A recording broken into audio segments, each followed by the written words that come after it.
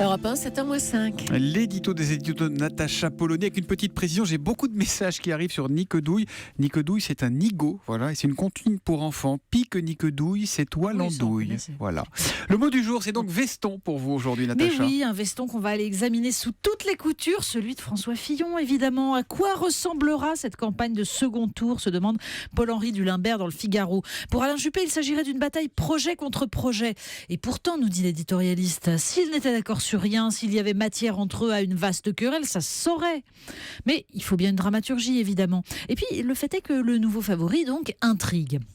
Qui est François Fillon ? S'interroge Cécile Cornudet dans Les Échos. Bien malin qui peut le dire, même s'il est dans le décor depuis toujours. En tout cas, beaucoup de choses à la fois. Un séguiniste devenu Thatcher, un ancien baladurien, puis un pilier des gouvernements Chirac, un Sarkozy bis, radical et bien à droite, ou un Hollande bis, expert en navigation politique.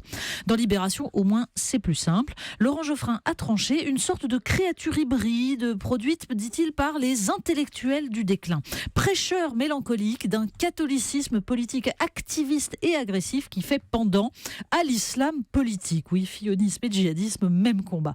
Bon, il faut dire que, comme le rappelle Cécile Cornudet, un quart des électeurs de gauche a voté pour lui. Alors il faut bien les vacciner, évidemment.